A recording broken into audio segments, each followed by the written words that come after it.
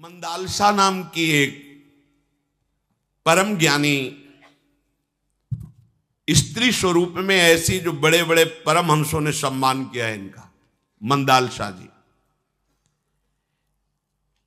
इनका ये व्रत था कि अगर मेरे गर्भ में संतान आएगी तो उसे परमहंस बनाऊंगी, कदापि संसार में नहीं फंसने दूंगी। हैं ऐसी माताएं हैं पर बहुत कम हैं। एक माता के वचन हमने सुने, उन्होंने कहा मैं पढ़ लिख करके वो जो पढ़ाई में अच्छे जाते हैं, हाँ गोल्ड मेडल प्राप्त किया है, सब ऐश्वर्य है, सब कुछ है, लेकिन सब फीका है। ये सब किस काम में आएगा? अब मेरा जीवन प्रतिपल मृत्यु की तरफ जा रहा है, क्या ये गोल्ड मेडल काम करेगा? क्या ये हमारी पढ़ाई लिखाई काम करेगी? क्या ये धन संपत्ति काम करे? मैं अपने बच्चों को अब उस मार्ग में जाने ही नहीं दूंगी, कुछ भी हो। यद्यपि पिता का ऐसा भाव नहीं था, पर माता ने हठ कर लिया कि स्वयं बैराग्नी बनूंगी और अपने बच्चों को बैराग्य। मैं किसी अंधविश्वास से नहीं चल रही हूं, पढ़े लिखे हूं, सब ऐश्वर्य है, सब सुख संपत्ति है, पर मुझे वो सब काटने दौड़ रही है। मेरा जीवन व्यर्थ गया, जान रही हूं, अब मुझे भगवत मार्ग में चलना। जो जीवन बचा भगवत मार्ग। कैसे? सब सुख सुविधाएं हैं, सब जो लोक में मांग होती है उसके पास सब है। वाह, यह है भगवान की कृपा।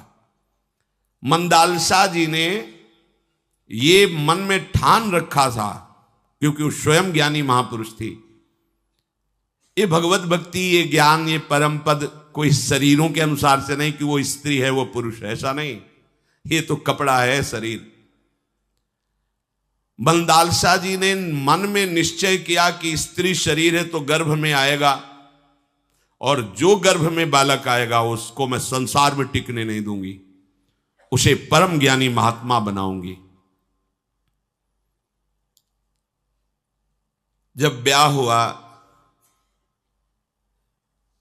तो राजा इनके पति हुए। कुछ समय बाद विक्रांत नाम का पुत्र प्रकट हुआ, जिसका नाम विक्रांत रखा गया। जब वो प्रकट हुआ तो राजमहल में हर्ष मनाया गया। ऋतध्वज इनके पति का नाम था। बालक रो रहा था और हर्ष मनाया जा रहा था, तो हंसी मंदालसा। तो राजा ने कहा इस समय की हंसी हमारी समझ में नहीं आई। बोले जीव रो रहा है और तुम उत्सव मना रहे हो, इसका रोना मिटाना है मुझे। दोबारा कभी ये किसी मां के गर्भ में ना जाए और ये कभी रोए ना। मुझे ऐसे बालक को बनाना है। ये तुम्हारे हर्षनाद से कुछ नहीं, तुम हर्षित हो, ये रो रहा है, मुझे इसकी परवाह है, इसका रोना मिटाना है, इसका जन्म मरण मिटाना है। मैं इसलिए हंस रही हूं कि उसकी बात कोई समझ नहीं रहा, वो क्यों रो रहा है। ये मेरे गर्भ से पैदा हुआ, मेरा अधिकार है इस पर, और मैं इसे वैसा बनाऊंगी कि कभी रोने लायक न रहे, इसका रोना मिट जाए। बलिहारी है ऐसी मां की, कोई बिरला ही मां होती है ऐसी। कुछ दिनों बाद सुबाहु नाम का पुत्र हुआ, फिर तीसरा शत्रुमर्दन नाम का पुत्र हुआ। ये तीनों जब बात समझने लायक हुए, तब तक किसी से मिलने नहीं दिया, किसी से मिलने नहीं दिया, किसी को स्पर्श नहीं करने दिया। स्वयं सेवा की, महल का दरवाजा बंद, और केवल स्वयं राजा से कहा कि अगर आप हमें प्रेम करते हैं और हमारा अधिकार मानते हैं अपने पर, तो हमारी ये प्रार्थना है कि आप इनको दुलार नहीं करेंगे, इनको परिचय नहीं बताएंगे कि मैं तुम्हारा पिता हूं, मैं इनको शिक्षा दूंगी। किसी को देखने नहीं दिया, किसी से मिलने नहीं दिया, और बचपन से ही संस्कार डाले। जब कुछ समझने लायक हुए तो बैठ करके समझाया। कहा बेटा,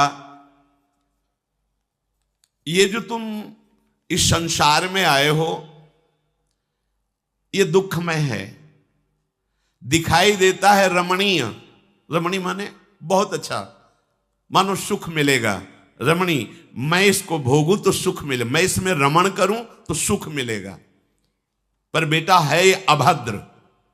अभद्र माने दुख रूप, मृत्यु रूप, नाश, चिंता, भय, शोक, विषाद, नाना प्रकार से। मेरी आज्ञा है, अभी भले तुम्हें अनुभव ना हो, पर तुम इस रमणीय संसार में कभी फंसना नहीं। देखो बेटा, कोई ऐसा पदार्थ इस सृष्टि का नहीं है जिसे भोगने के बाद तुम्हारे हृदय से निकले कि मैं परम सुखी हो गया। ये जो बाल्यावस्था है, ये प्रायः कल्पित क्रीड़ा में, खेल में, चपलता में व्यतीत कर दी जाती है। और युवावस्था जब आती है तो मन बहुत ही उन्मत्त हो जाता है। ये स्त्री शरीर आदि या पुरुष शरीर आदि भोगों की तरफ आकर्षण से युक्त होकर पूरा का पूरा यौवन अवस्था भोगों में व्यतीत हो जाती है। जब वृद्धावस्था आती है तब इंद्रियों में भोग शक्ति नहीं रहती और मन पूर्व संस्कारवश भोगों की चाह से भर जाता है, शरीर जर्जर होने लगता है। उस समय केवल दुख ही दुख रहता है, क्योंकि इंद्रियों से भोग नहीं सकता और भोग वासना जलाती रहती है। फिर वृद्धावस्था के बाद मृत्यु आती है, फिर महान दुख से जिस शरीर और भोगों को भोगा उनको छोड़कर फिर अपने कर्मों को भोगता हुआ नई योनि को प्राप्त होता है। इस संसार में एक भयानक नदी बह रही जिसका नाम है तृष्णा। तृष्णा, भोगे हुए भोग को बार बार भोगने की इच्छा, इसे तृष्णा कहते हैं। बेटा, इस नदी में एक बार जो गिर गया और निकल नहीं पाता है। सच्ची बात, जो एक बार भोगों में उतर गया फिर कितना भी ज्ञान विज्ञान लगाए, बार बार वृत्ति उन्हीं भोगों की तरफ जाती है, बार बार भोगे हुए भोग को भोगता है, हाथ लगता कुछ नहीं, बस एक तृष्णा बढ़ती चली जाती है। ये इतने प्रबल प्रवाह से, वेग से बहती है तृष्णा रूपी नदी कि कब हमारी आयु नष्ट हो गई पता नहीं लगता। भोगते भोगते 50 वर्ष व्यतीत हो जाते हैं और रोज नई तृष्णा, रोज नए भोगने का भाव। बेटा, ये क्षुधा पिपाशा, ये हर्ष शोक, ये 5 इंद्रियों का ग्राह रूपी टक्कर, ये सदैव जीव को भोगना पड़ता है जो इस नदी में गिर गया। इसलिए तुम धैर्यवान बनो, अर्थात कभी किसी इंद्रिय के भोग को मत भोगना, और वैराग्यवान बनो, अर्थात भोगों में सुख है ही नहीं ऐसा हृदय से निश्चय करो। ये तृष्णा रूपी नदी को तुम्हें पार करना है। काम रूपी इसमें सैकड़ों जंतु ऐसे भरे हैं कि लील जाते हैं, लील जाते, बेसुध मूर्छा जैसे आ जाए, ऐसे समय नष्ट हो गया, होश ही नहीं आया, पूरी जवानी निकल गई भोगते हुए भोगों को। ये आपत्तियों का, दुख का घर है। इसमें केवल दिखाई देता है सुख है दुख, इसमें दिखाई देता है संपत्ति, लेकिन विपत्ति ही है। बेटा, कभी अहंकार मत करना। अहंकार शून्य मन से ही ब्रह्मानंद का अनुभव होता है। अहंकार शून्य मन से ही ब्रह्मानंद का अनुभव होता है। अहंकार शून्य में विकार उत्पन्न ही नहीं होता। कितनी दुर्लभ बात। जैसे हाथियों से सेना रूपी तरंगों का उद्वेलित होना, समर सागर को अपने बल विक्रम के द्वारा पार करना, ऐसे ही ये वैराग्य का मार्ग है। ये बड़े बड़े मत वाले हाथियों की सेना है। काम क्रोध लोभ मोह मद मत्सर, तुमको विजय पाना है, कदम पीछे नहीं हटाना है। पक्ष कोई कमजोर नहीं है, ना अपना ना विपक्ष। अपना इसलिए कमजोर नहीं कि चाहे ज्ञान मार्ग हो चाहे भक्ति मार्ग हो, गुरु के ज्ञान का बल होता है, गुरु की कृपा का बल होता है। हमें कोई परास्त नहीं कर सकता है। यदि हम अहंकार का बल लिए हैं तो हार जाएंगे, और यदि गुरु कृपा का बल है तो कोई परास्त नहीं कर सकता। अपने बेटों को समझाया कि ये जो कुछ तुम्हें दिखाई दे रहा है दृश्य जगत, ये बिल्कुल नाशवान है, ये टिकने वाला नहीं है। नहीं है फिर भी दिखाई दे रहा है। कैसे? जैसे कोई स्वप्न में देख रहा है कि मैं राजा हो गया, मेरी इतनी संतानें हो गई, मेरा इतना वैभव है, बिल्कुल सत्य भास रहा है स्वप्न में। लेकिन जगह तो ना राज्य था, ना राजा था, न संतानें थी, न सुख था, कुछ नहीं, कुछ नहीं। स्थूल शरीर पड़ा हुआ है, सूक्ष्म शरीर से चेतना में मन केवल रच रहा है। एक मन ही होता है स्वप्न में, दूसरा कुछ नहीं। वही शत्रु बन जाता है, वही मित्र बन जाता है, वही जगत बन जाता है, वही सब सुख संपत्ति भोग दुख आदि सब कुछ वही बन जाता है। और जब जगे तो कुछ नहीं था। सच्ची मानिए, जिस दिन तुम्हें ज्ञान हो गया उस दिन देखोगे एक प्रभु के सिवा कुछ नहीं। जैसे एक मन के सिवा कुछ नहीं था स्वप्न में। कितना भी भोजन पालो, कितना भी कोई चाकू मारे, एक बूंद खून नहीं। जब जगोगे तो स्वस्थ। ऐसे ही तुम्हारी आत्मा का कोई भी छेदन भेदन नहीं कर सकता।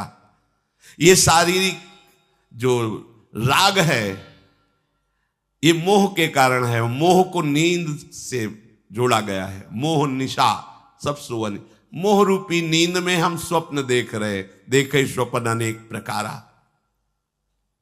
इसलिए तुम तेजस्वी बनो। ये जितना भूमंडल देख रहे हो अंत में राख का ढेर बन जाएगा। ये महाभयंकर संसार का स्वरूप है। अभी तुम बालक हो, तुम्हारी समझ में नहीं आएगा, पर मेरी बात मान लो। माता की रही, कोई माता अपने बालक को वैराग्य की शिक्षा देना, भगवत मार्ग की शिक्षा देना, यह दुर्लभ होता है। इसीलिए जब ज्ञानियों में चर्चा होती है तो मंदालसा जी का नाम स्मरण किया जाता है। जो अहंकार तुम्हें फंसाएगा उससे बचने का मैं उपाय बता रही हूं। साधना करते हुए भी अहंकार जाग जाता है। सदैव संत पुरुषों का संग करना और गुरुजनों के द्वारा बताए हुए उपदेश में स्थित रहना, शास्त्रों का स्वाध्याय करना, संत संग से, गुरुजनों के वाक्यों के मनन से और शास्त्र के स्वाध्याय से देहाभिमान गलित हो जाता है। देहाभिमान गलित होने पर ही आत्मस्वरूप का बोध हो जाता है। आत्मस्वरूप का बोध होने पर परब्रह्म परमात्मा साक्षात्कार की वो दिव्य आनंदमयी वृत्ति उसके हृदय में जागृत हो जाती है। जिसके हृदय में परमात्मा साक्षात्कार की वृत्ति जागृत होती है वो पूरे संसार में आनंद पूर्वक विचरता है। कोई भी घटना उसे शोक प्रदान नहीं कर सकती। ये स्थिति का वर्णन।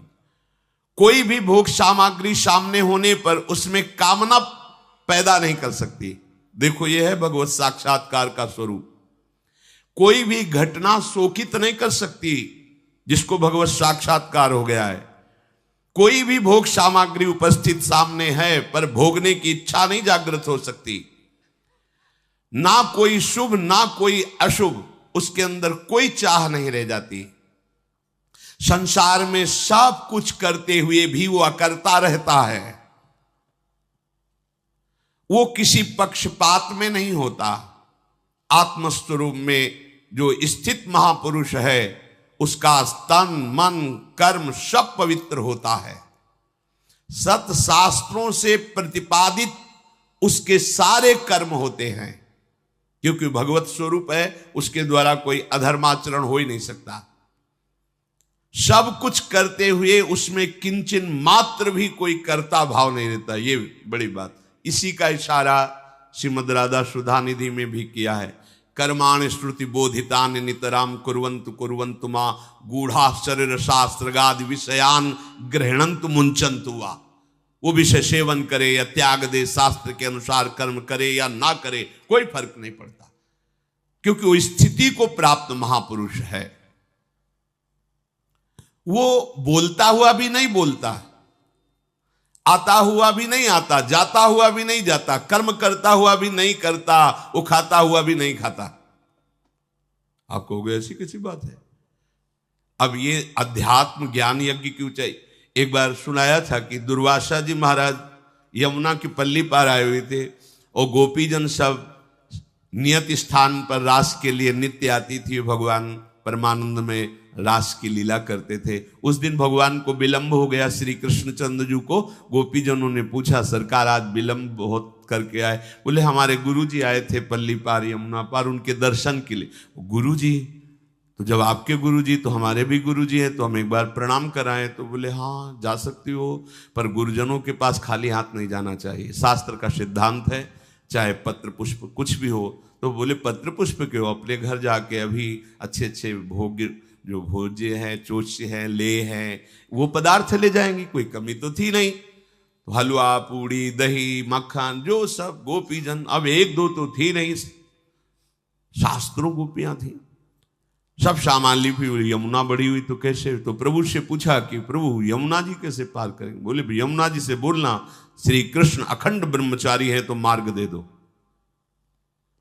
गोपीजन मुस्कुराई, क्योंकि सब ज्ञानी महात्मा है, कोई साधारण तो है नहीं। गोपीजन जानती है अखंड ब्रह्मचर्य किसे कहते हैं। गई यमुना जी से कहा कि हमारे श्री कृष्ण अखंड ब्रह्मचारी हैं तो मार्ग दे दिया। यमुना जी का प्रवाह रुक गया और ऐसे थल की तरह चली गई। उस पार गई तो बट वृक्ष के नीचे पद्मासन लगाए दुर्वासा जी विराजमान थे। प्रणाम किया, अहो भाग्य भगवान आपके दर्शन में हम कुछ भेंट लाई हैं। सब मुंह फैला दिया। जितनी गोपीजन, खीर पुआ रबड़ी रसगुल्ला मक्खन मलाई सब प्रणाम किया। अद्भुत महात्मा। सब गोपीजन ले गई थे तो 2-4-6 कुंटल तो हुआ होगा सब मिला के, 2-4-6 कुंटल। बोली भगवान यमुना जी बढ़ी हैं तो आते समय तो निकल आई, अब जाते समय कैसे जाएं? कैसे आई हो? बोले प्रभु ने कहा था कि ये देखा अखंड ब्रह्मचारी हैं तो मार्ग दे दें। तो यमुना जी ने मार्ग दे दिया। तो बोले बोल देना यमुना जी से कि दुर्वासा ने जीवन में यदि दूब के रस के सिवा कभी अपनी जबान पर कुछ नहीं रखा तो मार्ग दे दे। खूब हंसी कि जैसे गुरु वैसे ही चेला, जैसे गुरु वैसे ही चेला। वो कह रहे अखंड ब्रह्मचारी, बाहु प्रसार परिरम्भ कराल को भागवत में वर्णन है, और ये कह रहे हैं कि दूब के रस के सिवा जबान में न रखा हो। कुंतलो मालपुआ छान गए। अभी प्रभु के पास गए, बोले दर्शन किया और बड़ा आश्चर्य भी हुआ कि आप जैसे गुरु चेला तो विश्व में कोई बिरला ही होगा। उनका ऐसा क्या देखा कि आप हमें और हमारे महात्मा को ऐसा कह रही? उनका आपने कहा था कि अखंड ब्रह्मचारी, तो ब्रह्मचर्य के लक्षणों में हास परिहास करना भी दोष माना जाता है एकांत में स्त्री से। और उन्होंने कहा कि दूब के रस के सिवा जबान में न रखा हो तो पुआ पूड़ी रसगुल्ला मलाई ये तुम अपने हाथ से पवाया सामने? बोले हाँ। उन्होंने कभी दूरवा रस के सिवा कुछ नहीं पाया। अब वो उस समय भोगता नहीं है, आप जैसे अग्नि में सुहा कर रहे हो ऐसे डाल रहे हो, अपनी इच्छा का तुम वहां पोषण कर रहे हो, उनकी कोई इच्छा नहीं। इच्छा रहित विषय सेवन जो होता है वो विषय सेवन नहीं माना जाता। जितनी प्रबल इच्छा होती है विषय की उतना ही वो बंधन कारक होता है। वो इच्छा रहित महापुरुष हैं। उन्होंने तुमसे कोई कामना नहीं की थी कि लाओ, या उन्होंने इच्छा नहीं प्रकट की लाओ। आपने कहा कि मुझे पवाना है, आपने पवा दिया। वो इच्छा रहित महापुरुष उन्होंने नहीं पाया। उनके शरीर में जाते हुए तुम्हें दिखाई दिया लेकिन उन्होंने नहीं पाया। ऐसे ही तुम दिखाई देता है कि मैं हास परिहास करता हूं, तुम्हें हृदय से लगाता हूं, लेकिन तुम नहीं हो, तुम मेरी आत्मा हो। मैं किसी और का स्पर्श नहीं कर रहा हूं, मेरे ही भगवान ही है ना, मेरे ही स्वरूप हो। तो यहां अपने पुत्रों को उपदेश किया कि जिसको ब्रह्मबोध हो जाता है वो बोलता हुआ, आता हुआ, जाता हुआ, कर्म करता हुआ, खाता पीता हुआ भी वो कुछ नहीं करता। ये पहली है अकर्ता। वैसे अब भी आपका स्वरूप ऐसा ही है, पर उस स्वरूप में स्थित नहीं हो, शरीर में स्थित हो तो ये बात समझ में नहीं आएगी। खाता हुआ भी खाता कैसे नहीं? वो तो खा रहा है, नहीं खा रहा है, क्योंकि जो प्राणों का धर्म है वो अन्न जा रहा है, वो प्राणों का धर्म वाला थोड़ी है। वो तो आत्मस्वरूप है, वो अपने को अलग अनुभव कर रहा है। पर ये ज्ञान मार्ग की बात है। पर भक्ति मार्ग में भी यही है, वो प्रसाद पाता है, कोई वस्तु नहीं पाता। जो भोग अर्पित हुआ उस ठाकुर जी श्री जी का प्रसाद है। प्रसाद को प्रसाद भाव से, एक खीर है, ये रबड़ी, इस भाव से पाओगे बंध जाओगे। ये प्रसाद है हमारे प्रियालाल का। तो प्रसादे सर्व दुखा नाम हानिरस्यो। प्रसाद महामंगल मोद प्रकट करके देह भाव का नाश करता है। वहां अहम से समर्पित होकर के अभेद भाव से ब्रह्म स्वरूप में स्थित हो गए। यहां अहम को समर्पित करके प्रेम भाव में स्थित हो गए, जो ज्ञान भाव से भी श्रेष्ठ है। जिस पुरुष को अपने गुरुदेव के वचनों पर विश्वास नहीं, शास्त्र वचनों पर विश्वास नहीं, उसका अनुभव ऐसा नहीं हो सकता। जब गुरुदेव के उपदेश की एक वाक्यता आपके निश्चय की मिले, तब मानना की बात हो गई। जो गुरुदेव के वचन वही अनुभव, जो शास्त्र के वचन वही अनुभव, वो निरंतर अभ्यास के द्वारा अपने स्वरूप में स्थित हो जाता है। भारी से भारी विपत्ति आवे या संपत्ति आवे, उस तत्वज्ञानी महापुरुष के हृदय में कोई फर्क नहीं पड़ता। चाहे वो मूर्खों से घिरा रहे या विद्वानों से घिरा रहे, कोई फर्क नहीं पड़ता। बिल्कुल ठीक ऐसा ही राधा सुधा निधि में है कि वो बहिर्मुख पुरुषों का भी संग करे तो कोई फर्क नहीं पड़ता, क्योंकि आपकी दृष्टि में बहिर्मुख पुरुष है और वो अपने आत्मस्वरूप में, अपने आराध्य देव में स्थित है। इसलिए परम पुरुषार्थ की सिद्धि के लिए, उस परम पद को प्राप्त करने के लिए तुम्हें अपने मन से संबंध हटाना होगा। मन से संबंध, आगे चल करके इसका वर्णन करेंगे। सब कुछ त्याग देते हैं पर मन से दोस्ती नहीं त्याग पाते। मन से दोस्ती की बात क्या, मन में तदात्म भाव, मतलब मैं ही हूं मन। देखो अपने लोग बर्ताव कैसे करते हैं, जो मन ने मांगा वो उसको देना ही देना है, और मन को देना है ऐसा नहीं मुझे भोगना है, बस यही घोर अज्ञान है। आपने सब कुछ त्याग दिया है पर इसका त्याग नहीं कर पाए तो कुछ त्याग नहीं हुआ। एक चूडाला नाम की परम ज्ञानी महापुरुष थे, उनके पति राजा थे। वो कोशिश करती कि इनको समझाऊं और आत्मज्ञान में स्थित करूं। तो जब वो उनको उपदेश देती तो उनके मन में आता ना कि है तो मेरी भार्या ही, तो कहते अपना ज्ञान तो अपने पास रख। और वो राजा थे। एक दिन जब रोज उपदेश दिया जाता है तो कभी न कभी तो प्रभाव पड़ता है। एक दिन उन्होंने कहा तो तुम देख नहीं पा रहे हो, तुम्हारी यौवन अवस्था वृद्धावस्था की तरफ जा रही हो, तुम मृत्यु के नजदीक पहुंच रहे हो, ज्ञान शून्य हो, तुम्हारा जीवन धिक्कार योग्य हो जाएगा। राजन सावधान हो जाओ। इस शरीर में आसक्ति, स्त्री शरीर में आसक्ति, भोगों में आसक्ति, ये तुम्हारी दुर्गति कर देगी। हम तुम पर दया करके कह रहे हैं कि आप सावधान हो जाओ। उनको लगा कि छोड़ो राज्यपाट और वैराग्य धारण कर लो। ये प्राय रोज हमको बोलेंगी और बात भी सही है। शरीर तो नाशवान है, आज नहीं तो कल नष्ट होगा, मुझे इनकी बात मान लेनी चाहिए।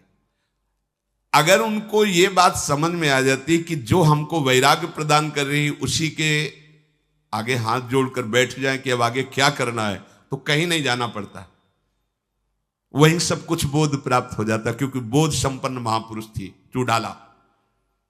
अब वो छोड़ दिए राज्य। उनका नाम शिखित ध्वज था। पहाड़ों में जाके एक कुटिया बनाई, झोपड़ी कुश की, और घोर वैराग्य से रह करके भगवत चिंतन का अभ्यास करने लगे। पर अशांत चित्त रहता, बार बार मन में राज्य कैसा चलता होगा, इतना मुझे प्रेम करने वाली मेरी भार्या कैसे रहती होगी, मेरे पुत्र, मेरी प्रजा में क्या होता होगा। अंदर जलन, अशांति। जब दुचित होता है तब अशांति बहुत होती है। दुचित कबहु परितोष न लही। इधर घोर वैराग्य से रहना और अंदर से राग इस बात का। अब चूडाला जी सिद्ध पुरुष थे, उन्होंने विचार किया कि पत्नी भाव से तो समझ नहीं पाए, इनको सुख पहुंचाने के लिए इनका पूज्य भाव धारण करना पड़ेगा हमें, क्योंकि पत्नी पे पूज्य भाव नहीं होता। देखो उत्तम बात यह है कि जहां से हमें ज्ञान मिले, जहां से हमें भगवान की प्रीता मिले, हम ये नहीं कहते कि तुम उनका चरणामृत उतारो, पर अगर वो भाई है या पत्नी है या कोई भी है, वहां मन से उसको गुरु रूप से वर्ण कर लेना चाहिए। जैसे बिल्वमंगल जी ने चिंतामणि को गुरु रूप से वर्ण किया कि अगर चिंतामणि ने सदुपदेश न किया होता, हमारे साथ कटु व्यवहार न किया होता, तो आज मैं श्री कृष्ण प्रेम को नहीं प्राप्त होता। पर प्रायः होता है नजदीक के संबंधों में ऐसी पूज्य भावना नहीं बन पाती है, बड़ा उपदेश करती है तो पत्नी ना, ये भाव नहीं होना चाहिए। अगर ठीक उपदेश मिल रहा है तो मेरे भगवान इस रूप में आकर उपदेश कर रहे हैं, मेरे गुरुदेव भगवान यहां से बोल रहे हैं, ऐसा भाव रखना चाहिए। अब वो विचार करके एक सुंदर ऋषि रूप धारण किया और आकाश मार्ग से उनके सामने से उतरी। जिसको वास्तविक ब्रह्म बोध हो जाता है, सारी सिद्धियां हाथ जोड़कर उसकी सेवा में खड़ी होती है। जैसे श्रीमद राधा सुधा निधि में श्री राधा किंकरी नाम लुठति चरणयूर अद्भुता सिद्धि कोटि, राधा दासियों के चरणों में करोड़ों अद्भुत सिद्धियां लौटती रहती हैं। आकाश, अब ये क्यों दिखाया? क्योंकि श्रद्धा बनेगी ना। आकाश मार्ग से ऋषि वेश में उन्हीं की पत्नी चुड़ाला उतरी उनके साथ, हाथ जोड़कर खड़े हो गए, अर्घ दिया, साष्टांग दंडवत की और कुशासन दिया और कहा हमें आपको देखकर ही इतना आनंद हो रहा है कि आज हमारे भाग्य खुल गए। मेरा हृदय जल रहा था वैराग्य में रहने पर भी, पर आपके दर्शन से अद्भुत आनंद। हे ऋषिवर, आप हमारा अर्घपाद स्वीकार करके विराजमान होइए। चुड़ाला ने कहा राजन, जो ऋषि रूप में है, हमें प्रेरणा हुई कि मैं आपको कुछ बोलूं कि आपकी श्रद्धा हमारे पर है, क्योंकि प्रथम हृदय श्रद्धा जो करे, बिना श्रद्धा के उपदेश ठीक नहीं रहता। ऊषर में बीज बो देने के समान है। आरत अधिकारी जब पावे गूढ़ तत्व न साधु दुरावे। चुड़ाला ने कहा राजन, तुमने अभी सर्व त्याग नहीं किया, इसलिए तुम्हारे हृदय में शांति नहीं और ना कभी हो सकती है। बात पकड़ लीजिए। तो उन्होंने कहा सर्व त्याग आप कैसे कह सकते हैं कि मैंने नहीं किया? अपने राज्य का त्याग किया, अपने बंधु बांधवों को त्याग किया, अपनी प्रिय भार्या का त्याग किया, पुत्रों का त्याग किया, राज सुखों का त्याग किया, और आप कैसे कह रहे हैं कि आपने सर्व त्याग नहीं किया? तो राजन, आप विचारवान हैं, विचार करके देखिए। राज्य आपका है, आपने रचना की है राज्य की, प्रजा आपने बनाई है? नहीं। धन आपने पैदा किया है? नहीं। ये शरीर आपने बनाया है? नहीं। फिर आपका था क्या जो आपने त्याग किया? ये धन, स्त्री, गृह, राज्य, भूमि, छत्र, बंधु बांधव, ये आपके थे ही नहीं, तो आपने त्याग क्या किया है? कैसे आप अपने को त्यागी मान रहे कि मैं सर्व त्यागी हूं? राजन, जो त्याग करना चाहिए वो आपने त्याग नहीं किया, इसीलिए आप शोक रहित नहीं हुए। तो राजा सिक्किध्वज ने कहा कि हे ऋषिवर, यदि आप ऐसा मानते हैं कि राजपाट मेरा नहीं, धन धान्य परिवार मेरा नहीं, तो ठीक ही मानते हैं, क्योंकि मेरी भी समझ में आ गया वो मेरा नहीं था, तो मेरा क्या त्याग? तो ठीक है, इस पर्वत में बनी हुई ये गुफा, ये कुटिया और ये वन, मैं इसका परित्याग कर रहा हूं, अब विचरण करूंगा। तो उनका फिर गलती कर रहे हो, ये पर्वत आपने बनाया, आपने मान लिया कि पर्वत मेरा है, ये गुफा आपने बनाई, ये तृण आपने बनाए, तृण की पर्णकुटी आपने बनाई, तृण तो आपने नहीं बनाए, ये वृक्ष आपने बनाए, ये भूमि आपकी है, आपने क्या त्याग किया? हाँ, ये भी बात ठीक है। तो मतलब ये त्याग करना भी सर्व त्याग नहीं होगा, आपका जो है वो त्याग करो, तभी सर्व त्याग माना जाएगा। अच्छा, तो ये वन, ये गुफा, ये कुटिया मेरी नहीं, तो मैं जिस आसन पे बैठा हूं, ये जो मेरा कमंडल है, ये जो मेरी माला है रुद्राक्ष की, मैं इसको ग्रहण करता हूं, इसीलिए सर्व त्याग नहीं हुआ ना, इसको भी त्याग करता हूं। फिर वह और का कमंडल की रचना आपने की है, रुद्र अक्ष की माला की रचना आपने की है, ये आसन आपने सृष्टि में प्रकट किया है। हाँ, नहीं, तो फिर जब तुम्हारा है नहीं तो त्याग किस बात का? अच्छा ये सारी वस्तुएं नहीं हैं मेरी, तो क्या अब बकाया क्या रह गया त्याग का? अच्छा तो मैं अपने शरीर को पर्वत से गिरा करके नष्ट कर दूंगा, क्योंकि शरीर को तो सर्वत्याग माना जाएगा। फिर हंसी और कहा, राजन चिरकाल तक इसी देहाभिमान में तुम शोकित हो रहे हो। यह देह तुम्हारी रचना है क्या? तुमने इसमें क्या बनाया है? इस बेचारे को नष्ट करने की बात तुमने कैसे सोच ली? जब तुम रचना नहीं कर सकते तो नष्ट करने का अधिकार तुमको कैसे मिला? ये तुम्हारा है क्या? ये शुद्ध ज्ञान की बात पत्नी रूप से समझा रही थी तो समझ में नहीं आया, ऋषि रूप से समझा रही। अभी तुम सर्वत्याग परमानंद की प्राप्ति की व्यर्थ बातें करो, क्योंकि सर्वत्याग तुम में नहीं है। सिखी द्विज बोले कि सर्वत्याग में ये रक्त मांसमय शरीर अगर इसको नष्ट कर देते तो मेरा त्याग नहीं माना जाएगा। ऋषि रूप में उन्होंने कहा, बेचारे निरपराध शरीर को क्यों आप मारना चाहते हो? इसने आपका क्या बिगाड़ा है? तुम अज्ञानी प्रतीत होते हो।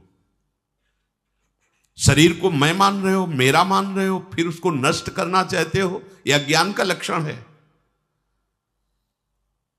बेचारा जड़ शरीर वैसे ही वो मरा हुआ है, मूक आत्मा है, उसको मारना क्या है? आपकी अभी बुद्धि ठीक नहीं है। अब पत्नी रूप से तो नहीं कह सकती थी ना, इसलिए ऋषि रूप से।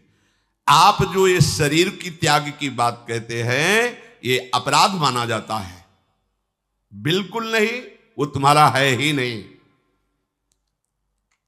कमल लोचन राजन, शरीर का त्याग कर देने पर भी सर्वत्याग नहीं माना जाएगा, क्योंकि दूसरा शरीर मिल जाएगा। सर्वत्याग वही है कि जन्म मृत्यु का चक्र मिट जाए। तो हे देव, फिर किसका त्याग करना त्यागी कहा जाएगा? ये जन्मादि कर्मों का बीज क्या है? किसका त्याग करने पर आप मानेंगे कि मैं सर्वत्यागी हो गया हूं?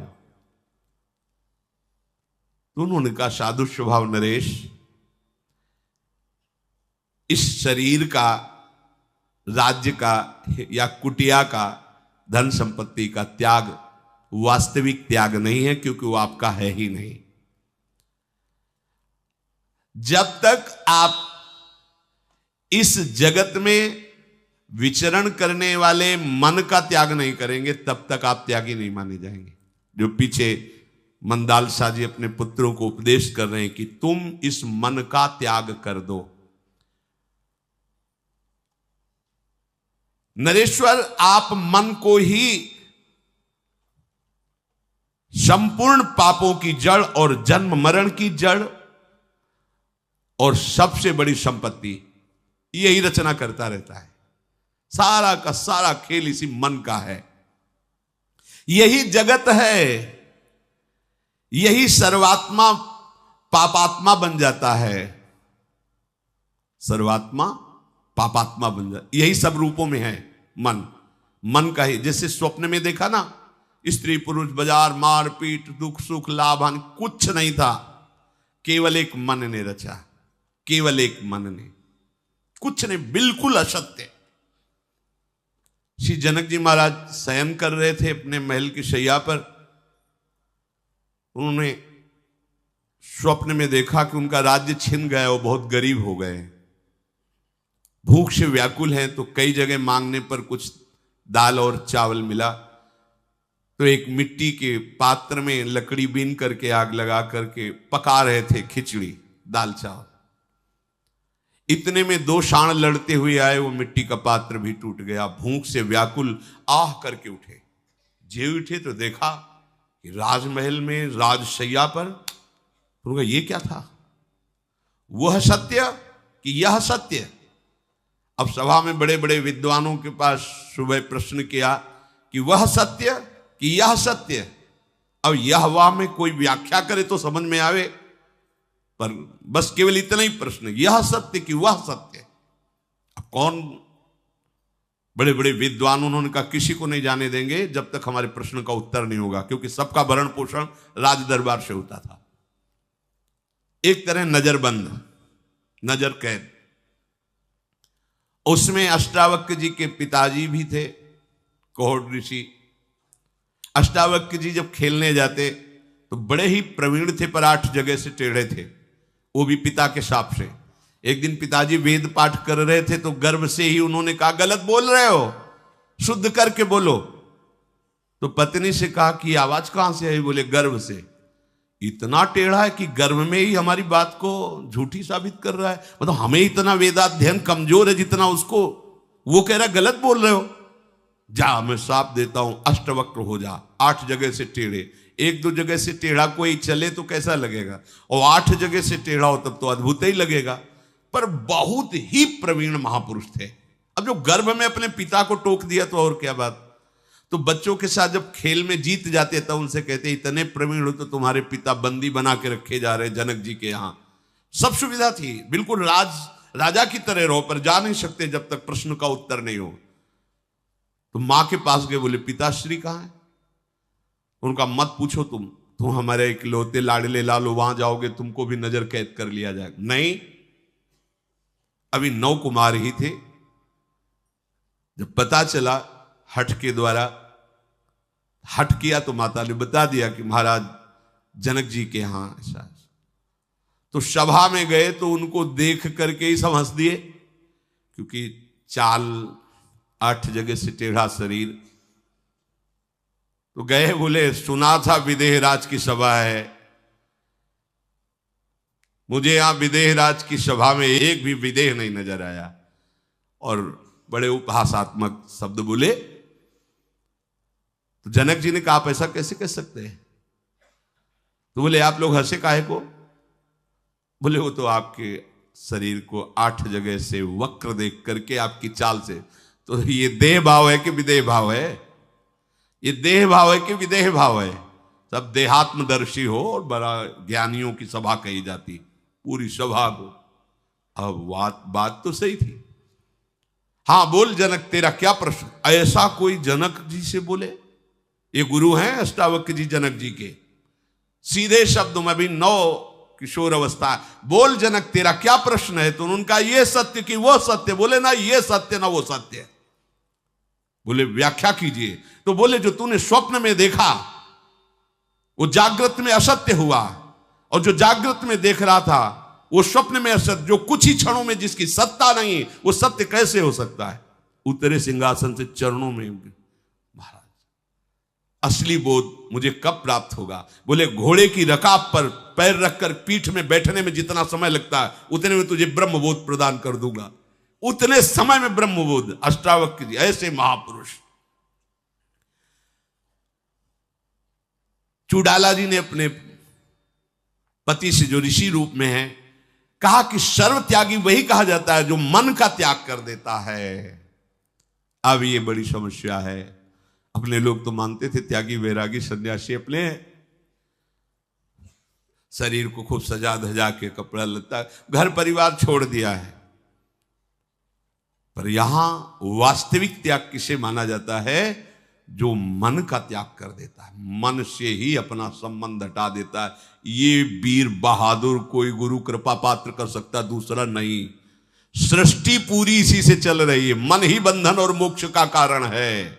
अब आप देख लीजिए, मन अगर हट कर ले कि इस फूल को देखना है, तो आप आंख मूंदोगे तो फूल सामने खड़ा कर, सामने ऐसे ले आएगा।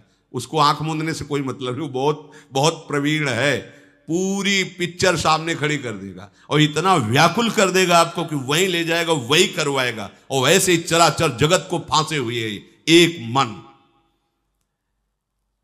जैसे वृक्ष का बीज और बीज में वृक्ष, उसी तरह मन में पूरा संसार और संसार में मन। बस यही बंधन का कारण है। राजन, आप देख रहे हो सब कुछ त्यागने के बाद भी जल रहे हो। जैसे कई प्रश्न आते हैं कि बड़े बड़े अधिकार और पदों में कि मेरा मन अशांत है, जलता रहता है। ये मतलब जहां शांति की खोज कर रहे थे वो सब होने पर भी शांति नहीं, अर्थात शांति कहीं और है। वो है श्री भगवान के श्री चरण, वो है प्रभु का नाम, प्रभु की लीला गायन, प्रभु के चरणों की भक्ति। जो ज्ञान से प्राप्त होता है वो भक्ति में, रास्ते में प्राप्त हो जाता है। मम दर्शन फल परम अनुपा, जीव पाव निज सहज स्वरूपा, अपने आप ब्रह्मबोध हो जाता है। उसको ब्रह्मबोध के लिए अलग साधना नहीं करनी पड़ती। राजन, मन का त्याग ही सर्व त्याग है। बड़ी कठिन बात। पहले तो मन को जानना। अभी कई बार सत्संग में कहा है कि लोग पीएचडी पढ़ अलग अलग जगह करते, साधु महात्मा मन की पीएचडी करते हैं, मन की एक एक वृत्ति को देखते रहते हैं, उसकी एक एक चाल पर नजर रखते हैं, और वही नजर रख सकता है जो मन से अपनापन हटा दे। मन का त्याग का मतलब, जैसे हमने घर त्यागा, परिवार त्यागा, तो वास्तविक को मेरा था ही नहीं। सबसे ज्यादा प्रिय चीज, सबसे ज्यादा बंधनकारी क्या है? मन। देखो ना, सब परेशान हैं इसी में, और इसी की आज्ञा का सब पालन कर रहे हैं। बस जो गुरुमुखी हो गया और मनमुखी चाल को रोक दिया, वही महात्मा। नहीं तो चाहे 100 गुरु बना लो, ये सबसे बड़ा गुरु तुम्हारे अंदर बैठा हुआ है मन। ये अपना इस चेला बना के रखेगा। जिसने मन को चेला बना लिया उस गुरु, और जो मन का चेला बन गया वो शुरू माया में। माया का स्वरूप ही मन है, और मन को चेला बना लेना बहुत कठिन है, बहुत कठिन है। मन को चेला जिसने बना लिया वही समर्थ गुरु। मन का चेला तो पूरा संसार बना हुआ है। महात्मा मन को चेला बना लेता है, और तभी बना सकते हो जब इससे अपनापन हटा दो। अपनापन इतनी जोर का है कि मेरा मन ये कहने में आता है, पर मैं मन। आज हमारा मन कह रहा है कि आज ये खाएं, अब ये खाएंगे ही क्योंकि मेरा मन कह रहा है। आज हमारा वहां जाने का मन कर रहा है, वहां देखने का मन, सूंघने का मन, भोगने का मन, सारा खेल इस मन का हो रहा है। राजन, ये राज्य अथवा ये वन, भगवत प्राप्ति में इनका कोई महत्व नहीं कि तुम राज्य में रह रहे हो या वन में रह रहे हो। तुम्हारा मन कहां है? राज्य में है, वन में है, तो प्रकृति में ही तो है। मन से अपनापन हटाओ तो तुम्हारा स्वरूप जागृत हो जाएगा। इस मन के ही अपनापन के कारण तुम बंधे हुए हो। जैसे जाल से व्याकुल मछली को मछुआरा पकड़कर मार देता है, ऐसे विषय जाल फेंक करके जीव को फंसा करके मन मार देता है, मार देता है। जेलें भरी हैं इसी मन की मार से। जितने भी रोग हैं इसी मन की मार से पैदा होते हैं। जितनी दुर्गतियां इसी मन। बोले ऐसा तुमने क्यों किया? बोले बहुत समझाया, मन नहीं माना, गलती हो गई। अब गलती क्या? अब तो 20 साल सजा काटो, जाके जाओ भोगो जाके। भयानक रोग, भयानक पीड़ा, भयानक दंड, थोड़े से अपराध का वर्षों तक भोगना पड़ता है। ये सब क्या? मन ने विषय जाल फैलाकर मुझे फंसा लिया, और जैसे मछुआरा मछलियों को मार देता है, ऐसे वो हमारी दुर्गति किए दे रहा है मन। मन। तो उन्होंने कहा कि मुझे ये समझ में नहीं आ रहा कि मन को कैसे त्यागूं, मन को कैसे त्यागूं। तो उन्होंने कहा कि मन का कार्य है वासना को फेंकना। यदि तुम उसकी फेंकी हुई वासनाओं में मत फंसो तो मन का तुम त्याग कर पाओगे। समझ रहे हो? प्रायः सत्संग में बात कही गई कि मन बिना तुम्हारी स्वीकृति के कुछ नहीं कर सकता। उसका काम है तुम्हारे सामने विषय फेंकना। अब वो इंतजार करेगा तुम्हें मनाने का, बहुत सुख मिलेगा। देख ले, इस बार तो बहुत आनंद तुम्हें दिलाएंगे, बस तुम हां बोलो। जहां हां बोले तहां वो तुमको फंसा के ऐसे दलदल में खड़ा कर देगा जहां से निकल नहीं पाओगे। इसीलिए गुरु कृपा पात्र जन बिल्कुल इस दुश्मन से सावधान रहते हैं। मन की फेंकी हुई वासना से सावधान रहते हैं। ये भगवत कृपा है जो आपको सुनने को मिल रही। नहीं, ये बातें अध्यात्म की, परमार्थ की हमारे कानों तक नहीं पहुंच पाती हैं, और हम केवल मन के विलास की पूर्ति के लिए ही अगर जाते हैं तो संतों के पास केवल मन के विलास की पूर्ति के लिए। और संतों के पास किस लिए जाया जाता है? मन की वासनाओं के जाल को काट कर मन को निर्मल करके भगवत साक्षात्कार करना। अगर संतों के पास भी वही मनमानी चीजें प्राप्त हो, मन की वासनाओं की पूर्ति हो, तो फिर निवृत्ति कहां होगी, कहां निवृत्ति होगी। से सावधान राजन, ये मन वासना फेंकता है और इस वासना का त्याग करना दुस्साध्य है। इसीलिए फिर हम आपसे कहते हैं, सब ज्ञानों का ज्ञान है, भगवान के चरणों का सहारा लेकर नाम जप करो, जड़ से वासना नष्ट हो जाएगी। तुम्हारे ज्ञान विज्ञान की इतनी समर्थ वृत्तियां नहीं हैं कि असत है तुम असत बोलोगे पर उसी में रमण करोगे। ध्यान धर लेना। वो एक महात्मा बड़े दयालु थे, पक्षियों की भाषा जानते थे, तो पक्षियों को बुलाया और कहा तुम सब याद करो मेरी बात, बहेलिया आएगा, दाना डालेगा, जाल बिछाएगा, फंसना नहीं, याद करो सब। हाँ बोलो, हमने क्या बोला? बोले बहेलिया आएगा, दाना डालेगा, जाल बिछाएगा, फंसना नहीं। ठीक।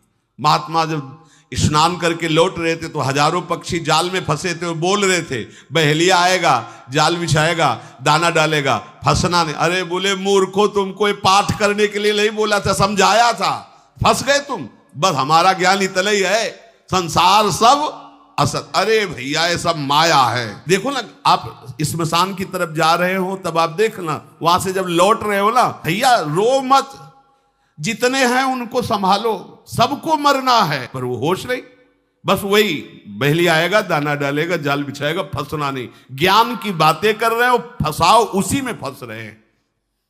तो हे राजन, मन की वासनाओं का त्याग करना बहुत कठिन है। तो मन की वासनाओं का कैसे त्याग करें? तो इसका मूल है अहंकार। बहुत सुंदर ज्ञान का उपदेश किया है। मन हमें किससे फंसाता है? वासना से। और वासना कैसे हमको आकर्षित करती? अहंकार से। मैं पुरुष हूं, अगर ये अहंकार ना हो तो किसी भी माई बहन में आसक्ति नहीं होगी। मैं स्त्री हूं, इस अहंकार देहाभिमान के कारण ही हमारी अन्यत्र आसक्ति होती है। मैं भोगता हूं, इसी भाव से हम हर विषय को भोगते। ये खास शुद्ध बात। इस मन की वासना का मूल क्या है? तो बोले अहंकार। अहंकार ही इसका मूल है। अतः आप इस अहंकार को जड़ सहित उखाड़ फेंकिए और आप देखिए आपके हृदय आकाश में ब्रह्म प्रकाशित हो रहा है। सिखी ध्वज ने अपनी ऋषि जो उपदेश करे उनके अनुसार वैसे ही चिंतन प्रारंभ किया तो देखा कि अंतःकरण धर्म में अहंकार स्फुरित हो रहा है। मैं नहीं हूं। उसी क्षण उनकी कृपा से ब्रह्मबोध को प्राप्त हुए। तब उन्होंने कहा कि राजन, मैं और कोई ऋषि नहीं हूं, तुम्हारी पत्नी चूड़ाला हूं। उस समय पत्नी रूप में थी तो हमारी बात नहीं समझ पा रहे थे। अब हृदय से आनंदित हुए और राज्य में लौट गए, ब्रह्मबोध प्राप्त करा। ऐसे ही माता मंदालसा ने अपने पुत्रों को उपदेश किया, शुद्धोष रे तात न तेस्ति नाम कृतम हिते कल्पनयाधुनैव पंचात्मकम देह मिदम न तेस्ति नैवाश्रितम रोदिश कस्य हेतु। बेटा, तुम शुद्ध आत्मा हो, तुम्हारा कोई नाम नहीं, तुम्हारा कोई रूप नहीं। ये शरीर ये कुछ समय के लिए प्राप्त हुआ है, ये कल्पनात्मक है, ये अभी मिला है।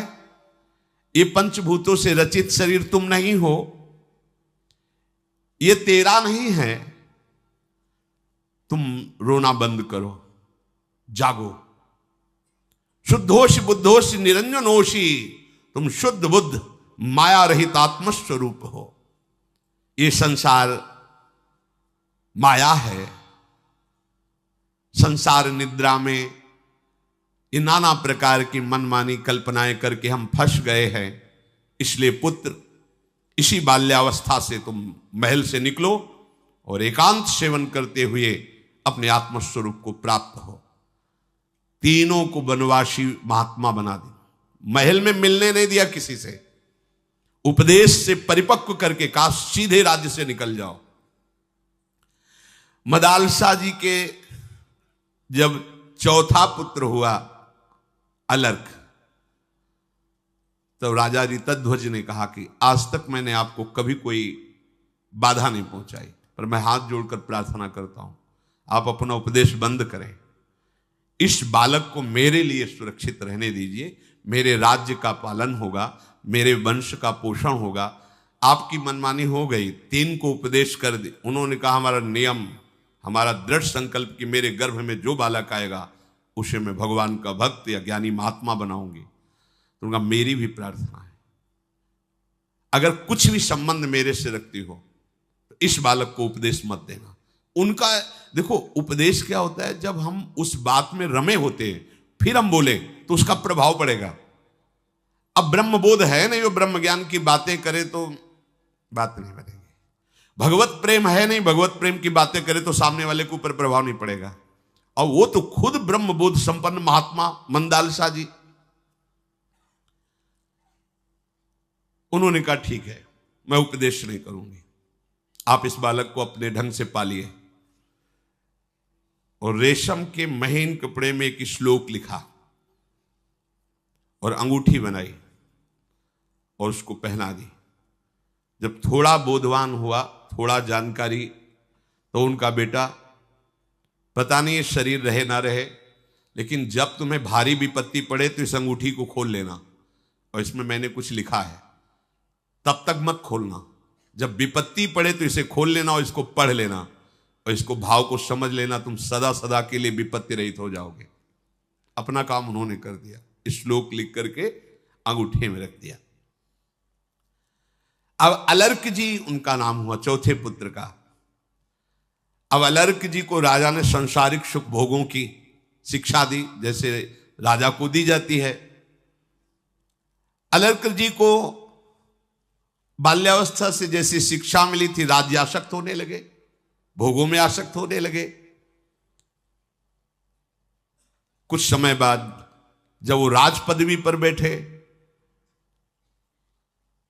उस समय वन में मंदालसा जी अपने स्वरूप में स्थित भगवत चिंतन पर बीच बीच में चिंतन आता कि अगर पूरी यौवन अवस्था निकल गई भोगों में तो फिर बोध नहीं होगा। इसलिए बोध नहीं होगा कि बहुत काल तक इंद्रियों का अभ्यास भोगों में होने के कारण मलिन अंतःकरण हो जाता। मलिन अंतःकरण में भगवत मार्ग की बातें फिर कम समझ में आती है, अभी समझाना चाहिए। तो उन्होंने वन में खोज की, बड़े पुत्र को ढूंढा, ब्रह्मानंद में छके हुए, जटाएं बाल सब जंगल में। उनका बेटा एक हमारी गुरुदक्षिणा है, उनकी गुरु माँ ही थी, क्या है आदेश कीजिए। तो उनका जाओ और अलर्क को उपदेश करके उसको भी भगवत प्राप्त बनाओ। मेरा संकल्प था कि मेरे गर्भ से प्रकट हुआ कोई भी पुत्र दोबारा संसार में जन्मेगा नहीं, ये मेरा संकल्प व्यर्थ चला जाएगा। अलर्क जी राज्य भाव में मगन थे। ये बड़े पुत्र गए, गांव नगर के बाहर रुके और कहा राजा को सूचना दो कि कोई ऋषि उनसे मिलना चाहता है। वो आए मिलने, प्रणाम किया। तो उनका तुम्हें पता होना चाहिए कि संसार नाशवान है, यहां शाश्वत कुछ नहीं है। ये राजमद का त्याग करके प्रभु का भजन करते हुए आत्मस्वरूप का आप अपना उद्धार कीजिए। बोले बाबा जी हो, तुम्हें भिक्षा चाहिए तो ले लो, ये उपदेश की कहीं और दो जा करके। हम कोई ऐसे वैसे घर के नहीं, हमारे 3 भाई बहुत बड़े महात्मा हैं और माँ हमारी संपूर्ण ज्ञान से युक्त बोध संपन्न महापुरुष है। मुझे ज्ञान की जरूरत नहीं है, मैं अपने पिता के दिए हुए राज्य में धर्मपूर्वक शासन करता हूं, मुझे कहीं जाने की जरूरत नहीं। उन्होंने विचार किया कि इसका कैसे कल्याण होगा, अभी बात तो समझेगा ही। उनका सुनो, मैं और कोई नहीं, तुम्हारा बड़ा भाई हूं और इस राज्य पर बड़े पुत्र का अधिकार होता है राजा बनने का। मैं आदेश करता हूं राज्य त्यागो और वन में जाकर के अध्यात्म स्थिति को प्राप्त करो, अब मैं राज्य शासन करूंगा। तो उनका ये बातें किसी और को सिखाओ जा करके, हमने राजनीति अच्छी तरह पढ़ी है। विरक्त होने के बाद गुरु की संपत्ति का अधिकारी होता है, पिता की संपत्ति का अधिकारी नहीं। आप अपने गुरु पर दावा कर सकते हो जाकर के कि मैं उनका शिष्य हूं तो उसकी संपत्ति का अधिकार मिल सकता है, लेकिन पिता की संपत्ति का नहीं, क्योंकि आप निवृत्ति मार्ग के परख है, आपको राज्य अधिकार कानून से भी नहीं मिल सकता। बिल्कुल करेक्ट बात। अब इतने प्रवीण मां से पैदा हुआ तो भले राजा बना हुआ है, पर कोई ऐसे बुद्धू थोड़ी है, शास्त्र ज्ञानी और राजा। अब उन्होंने अंतर में चित्तवृत्ति मां से जोड़ी और पूछा कि अब प्रतिकूलता ही एक उपाय है जिससे इनको ज्ञान दिया जा सकता है। तो उनका ठीक है, आप प्रतिकूलता की रचना करो। ज्ञानी समर्थ होता है, जो आत्मस्वरूप में स्थित होता है, समर्थ होता है। तो उन मंदालसा जी के जो भाई थे, अर्थात इनके जो मामा, वो काशी नरेश थे, वो काशी ज्ञानियों की नगरी, जाके बताया कि अब प्रतिकूलता ही औषधि है जिससे अलर्क को हम परमात्मा बोध करा सकते हैं। आक्रमण करो, पूरी सेना सजाओ, आसपास से राज्य को घेर लो, कई और राजाओं को मित्र बना करके आक्रमण कराओ और इसको बलहीन करो, घुटने पे लाओ इसको, फिर हम उपदेश करेंगे, ऐसे ही नहीं मानेगा। प्रतिकूलता ही वो अस्त्र है जो भगवत मार्ग में आगे बढ़ाती है। मंदालसा जी ने जो संकल्प किया था उसकी पूर्ति के लिए चारों तरफ से आक्रमण हुआ। अब असावधान और सावधानी से आक्रमण किए हुए में अंतर होता है। अगर पहले से सूचना हो जाए तो सावधानी, बिना मार काट करके, क्योंकि निजजन ही थे, तो सबको बंदी बना लिया गया और इनको घुटने के बल किया गया। जब इनको विपत्ति पड़ी तो याद आए कि मां ने कहा था कि अगर कोई संकट पड़े तो इसमें वो बात लिखी हुई जो सब संकटों से बचा लेगी। तो उनका कुछ समय मुझे एकांत दिया जाए। मामा ही थे, ठीक है मैं राज्यच्युत हो गया हूं, पर मुझे एक कुछ क्षण एकांत, फिर आप हमें कैद कर लेना। जीता हुआ राजा हारे हुए राजे के साथ जैसा चाहे वैसा बर्ताव कर सकता है।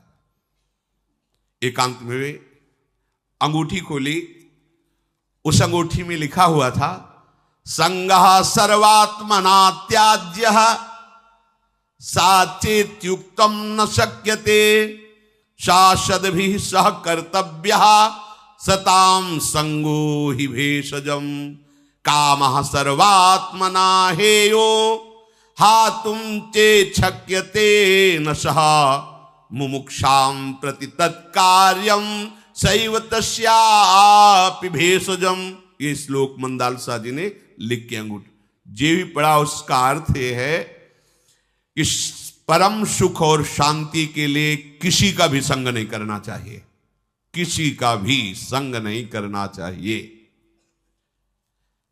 किसी का संग ना करने की सामर्थ्य संत महापुरुषों के संग से प्राप्त होती है। शासद्भिः सह कर्तव्या सताम संगो ही भेषजम। सताम, संतों का संग ही वो महान औषधि है जो तुम्हें हर संग से बचा लेगी। कामनाओं को सर्वथा त्याग देना चाहिए, पर वो कामना की त्याग की वृत्ति तभी आती है जब एक नवीन कामना कर ली जाए, इसी जन्म में मुझे भगवत प्राप्ति करनी है, इसी जन्म में मुझे आत्मज्ञान प्राप्त करना है, मोक्ष पद प्राप्त करना है।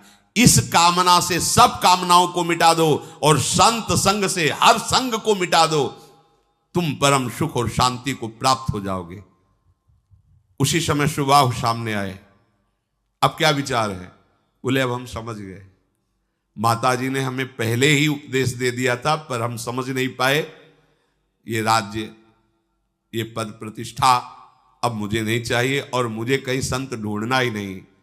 आप जैसे बड़े भ्राता ब्रह्मबोध संपन्न, अब बस मुझे आप साथ ले चलिए और मुझे कैसे ब्रह्मबोध हो ऐसी। ले गए माता के पास और वो शुद्ध ब्रह्मबोध संपन्न महापुरुष, जे ही दृष्टि पड़ी और उपदेश किया, तू शरीर नहीं, तू अंतःकरण नहीं, तू स्वभाव नहीं, तू प्राण नहीं, बस नहीं नहीं, तो जो है उसमें स्थित हो गए। मोक्ष मूलम गुरु कृपा, मां रूपी गुरु की कृपा से चारों पुत्र ब्रह्मबोध संपन्न महापुरुष हुए। तो भगवान कहते हैं कुछ ऐसे भक्त हैं जो अभेद भाव से मेरा भजन करके ज्ञान के द्वारा मेरे को प्राप्त होते हैं। शेष चर्चा आगे। श्री राधा वल्लभ।